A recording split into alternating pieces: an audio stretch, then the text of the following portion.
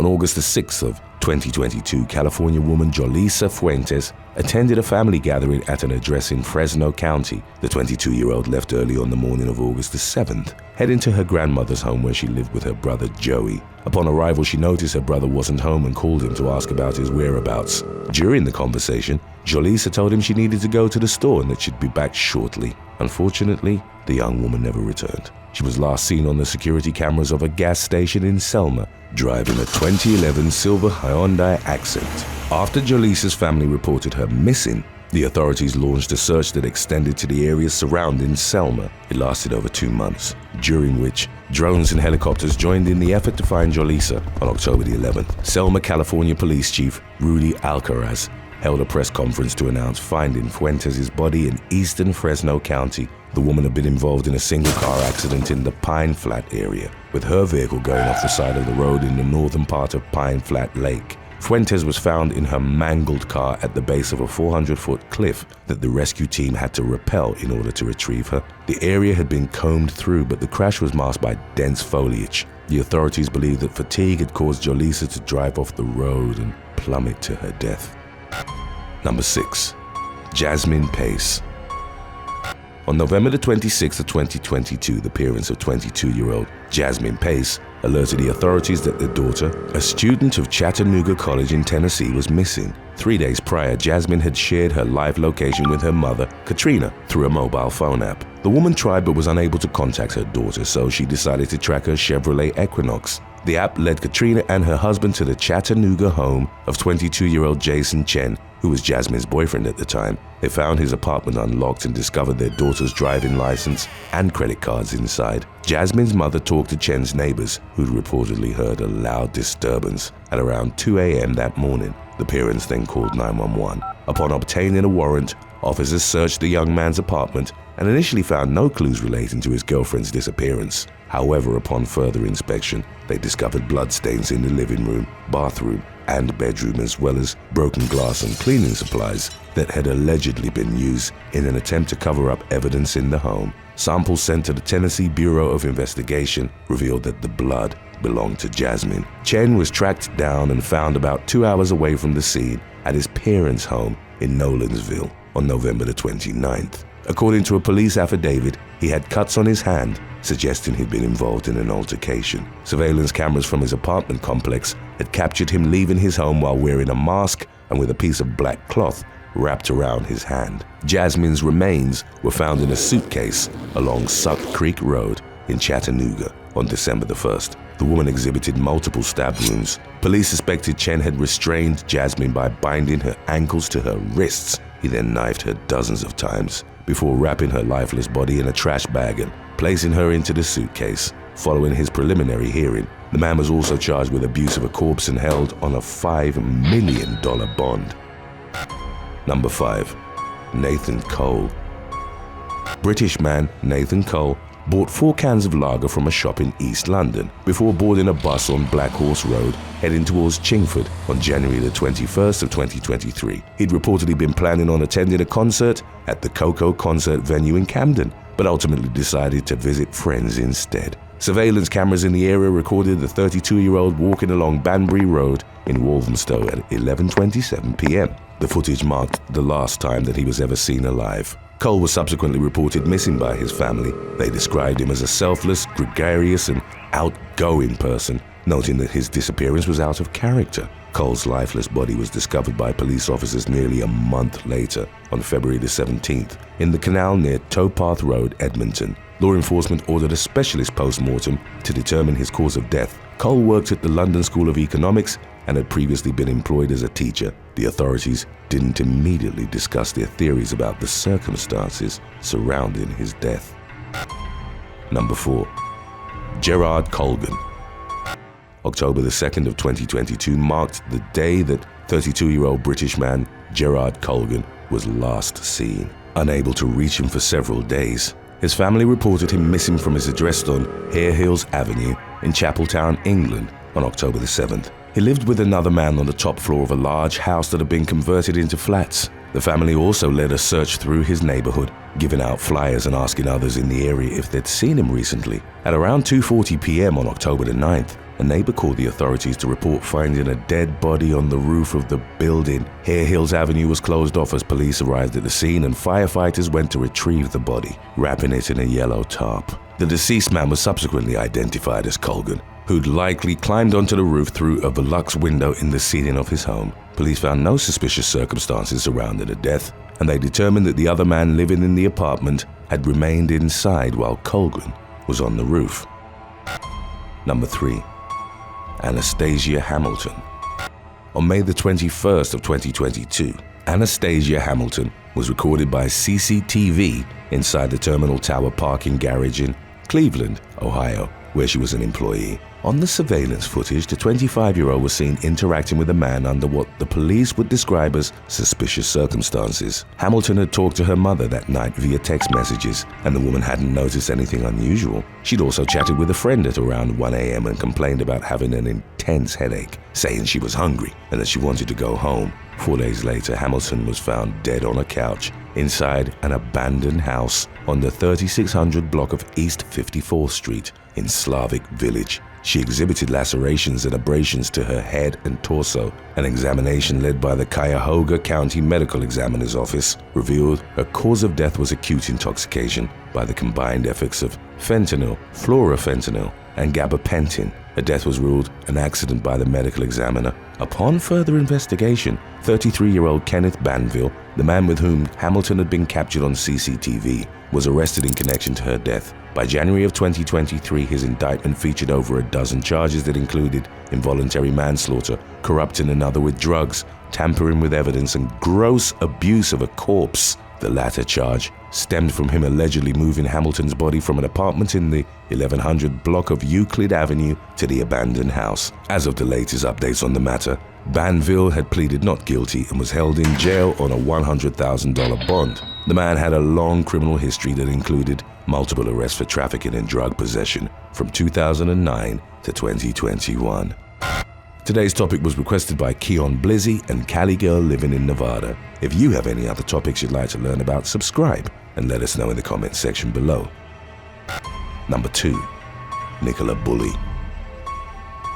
45-year-old Nicola Bulley dropped her 2 young daughters at school in St. Michael's, England on January the 27th of 2023. She then went on with her day and was seen walking her dog along the river Wire. Sometime later, Bulley's dog was found wandering alone and the woman's phone was discovered on a bench next to the river, still connected to a group work call.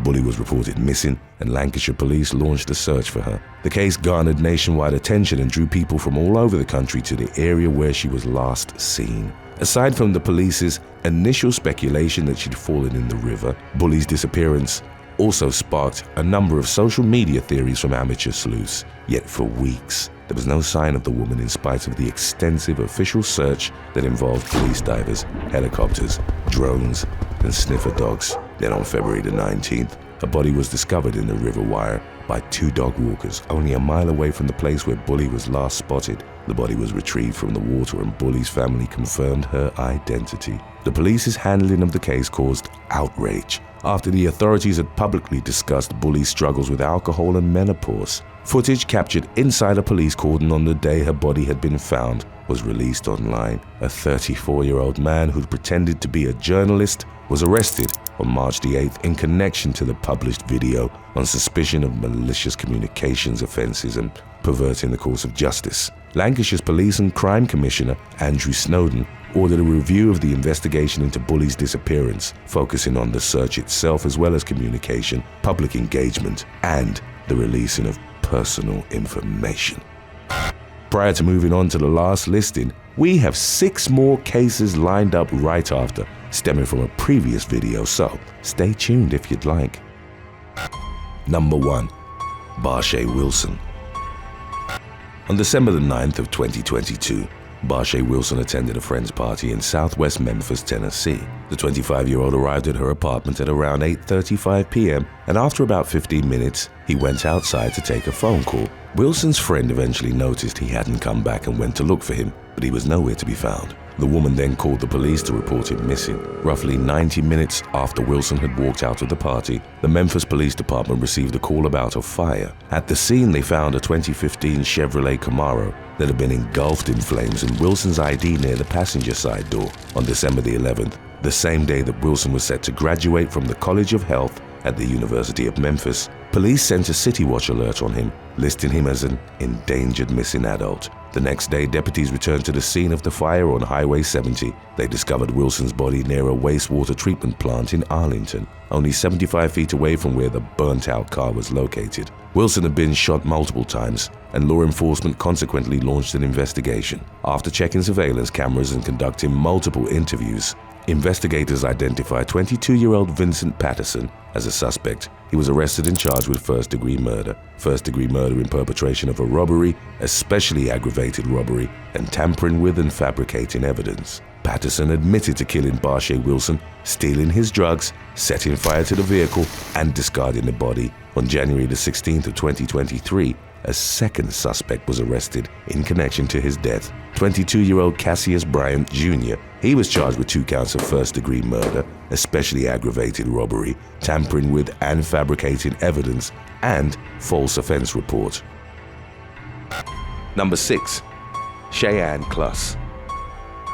22-year-old Cheyann Klus of Downers Grove, Illinois, went missing on November the 27th of 2017. She was out partying the night of her disappearance, an activity she'd partaken in with relative frequency in the months prior. Her mother had passed away in January of 2016, and her beloved family dog died soon after as well. This swift sequence of tragic events sent Klus into a downward spiral of depression, and she began to engage in what her friends described as self-destructive behavior. She was surrounding herself with people of questionable character, mostly older men, looking to take advantage of her. Just months before she vanished, Klus had been arrested alongside a 31-year-old man and charged with obstructing identification and illegal transport of alcohol. Those close to her were concerned that something bad might happen to her if she continued down that path. On the night of November the 27th, Klus was with 38-year-old Brian Biddle at his house in Chicago. The two had spent most of the night drinking and partying together, eventually falling asleep in the early morning hours. Biddle claimed he was passed out for the next 18 hours, and when he woke up, Klus was nowhere to be found. The last anyone ever heard from her was on the morning of November the 29th, following a series of frantic texts and calls directed at 27-year-old Chad Chanapai, who didn't see her messages until 20 minutes after she had sent them. When he tried returning her calls, she didn't pick up. That's when Cheyann Klus disappeared into the wind. The police were baffled by the lack of evidence in the case, and they've since been struggling to piece together what had happened to her. On December the 11th of 2017, a 911 call was placed using Klus's cell phone. Before an operator ever picked up, the call was disconnected. Investigators traced the call to an area of Mallard Lake Forest Preserve in DuPage, Illinois, and subsequently conducted an extensive search of the wooded preserve. Nothing came of the search, and an additional exploration of the woods in March of 2018 yielded no further evidence of Klus's whereabouts. In April of 2021, the Missing Persons Awareness Network put out a $1,000 reward for any information that might lead to the discovery of her location. Number 5. Mackenzie Marken. 14-year-old Mackenzie Marken of Weston, Wisconsin, had a strained relationship with her parents. They were constantly at odds, especially after she had started high school in the fall of 2015. Marken had run away from home twice before. Both times, she turned up at her friend's house, but the incidents caused her parents to become even stricter in their attitudes towards her. They forbade her from owning a cell phone or using social media of any kind. For a while, they believed she was following their strict household rules, but on October the 11th of 2015, she disappeared again. Marken's parents figured she had run off to a schoolmate's house, but none of her close friends had any knowledge of her whereabouts. She was officially reported missing, and the police stepped in to aid in the search. During their investigation, the authorities discovered that Marken had been secretly using social media to communicate with older men. This caused them to develop the theory that she'd become a victim of human trafficking. Nevertheless, there's been very little progress made in her case. Number 4. Curtis Mereworth, Malcolm Meeks, and Ardeen Charles. 49-year-old Curtis Mereworth of Salt Lake City, Utah, was obsessed with finding buried treasure. His fascination compelled him to take a trip to the Superstition Mountains east of Phoenix, Arizona. He believed he'd come across a treasure map that revealed the location of the Lost Dutchman mine, and he set out to find it. During his trek into the mountains, however, he got lost and subsequently had to call 911. Mereworth was hospitalized due to the dehydration, but he didn't let the ordeal dissuade him from continuing his search for treasure. On the second time around, he brought along 2 companions, Malcolm Meeks and Ardeen Charles. The trio neglected to bring a cell phone with them, however, and by July of 2010, they still hadn't returned home from their trip. Over the next few months, more than 20 searches of the area were made, none of which uncovered any clues. In January of 2011, all 3 of the treasure hunters' skeletons were found scattered outside of Phoenix. The state of their bones suggested the men had suffered gunshot wounds. Mereworth's remains were located roughly a mile from his friends. The circumstances of their disappearance and subsequent deaths have long puzzled investigators, and the exact events that led to their demise remain unknown. Number 3. The crew of Flight 101. On August the 16th of 1942, 2 experienced pilots, 27-year-old Lieutenant Ernest Cody and 32-year-old Ensign Charles Adams, climbed on board an L-8 Blimp with plans to set out across the California coastline. The mission was to monitor the western shores for a possible invasion by the Japanese military, which had previously attacked an oil refinery in Santa Barbara just months prior. The operation was dubbed Flight 101.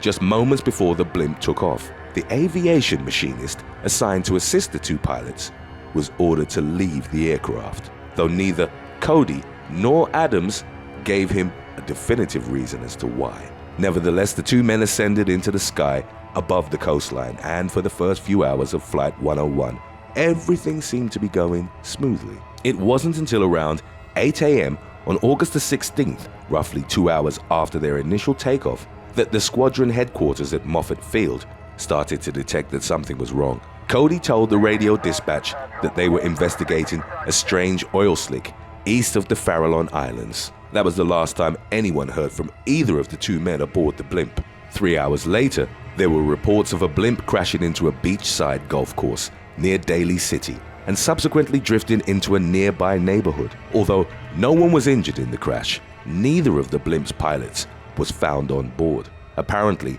the gondola doors had been opened mid-flight and 2 life jackets were missing. No one saw them fall from the blimp, even though the aircraft itself had been seen by multiple planes and boats over the course of that morning. There have been a number of theories regarding the true nature of the mysterious Flight 101, including one about the 2 pilots being caught up in a love triangle that resulted in one of them murdering the other and then fleeing the scene of the crash. No evidence has been presented in that regard, and their bodies were never found. Today's topic was requested by Brian C. If you have any other topics you'd like to learn about, subscribe and let us know in the comments section below. Number 2. Sandra Nevarez. 41-year-old Sandra Nevarez, a wife and mother of 4 from Sylmar, California, disappeared on January the 17th of 1995. She had dropped her son off at school that morning and proceeded to run various errands over the course of the day. She was last seen at 5 p.m. that evening, walking around a local shopping center. After failing to return home, the police set out to look for her. That same night, Nevarez's car was found. It had been abandoned in the shopping center parking lot. Police found evidence of foul play in the form of a pool of blood near the back of the vehicle. The blood was identified as Nevarez's. They speculated that she'd been dragged from the car against her will, as her purse and a pile of folded laundry were found inside the vehicle. There was no other evidence present at the scene. Around the same time that Nevarez first went missing, there were a number of stores at the Sylmar shopping center that were robbed, though authorities are unsure whether the incidents are connected. In November of 1996, unidentified human remains were found by investigators. While it was suspected that they had found the remains of Nevarez's corpse, this was not confirmed until December of 2012, when lab testing identified the DNA as belonging to the missing woman. She was killed through blunt force trauma to the head, but the specifics of her murder have remained unsolved. Members of Nevarez's family believe her husband, Pete, was somehow involved, but he has consistently denied the allegations. He was eventually arrested in 2013 for unrelated charges and sentenced to 6 years in prison. According to the case's latest update, Pete is the only suspect police have identified in their investigation, but there is insufficient evidence for him to be charged. Number 1. Richard Beer. In January of 1984, 24-year-old Sherry Hart of Ashe County, North Carolina, disappeared after failing to show up to a date. None of her friends knew where she was or who she was with, and she remained missing for 11 months before her body was discovered at the bottom of a 2,000-foot cliff. The police learned from witnesses that Hart had been with two acquaintances, Jeffrey Scott Burgess and Richard Beer. The two men were arrested, and Burgess confessed to being involved in Hart's murder. Apparently, the trio had been out joyriding the night of her death. Beer made unwanted advances on Hart, and she pleaded with Burgess to protect her. Beer then struck her with the butt end of a handgun and dumped her body off the cliff. He threatened to kill Burgess and his family if he ever told the police about what happened. They were subsequently charged with killing Hart, but prior to undergoing a trial, Beer escaped from the prison he was being held in and has not been seen or heard from since. In 1993, 8 years after his initial disappearance, the FBI very nearly tracked him down to a relative's house in Delaware, but he fled before agents arrived at the scene. Beer remains wanted for Hart's murder, but there has been little headway made in the police's search for him. Burgess, whose trial had been delayed until Beer was captured, died in 2012 without ever being prosecuted for the crime. Hart's daughter, April, who now has 3 of her own children, continues to hunt for the missing killer, but investigators doubt he will ever be found. Thanks for watching. Would you rather get lost in the Siberian wilderness or be stranded on a deserted island? Let us know in the comments section below.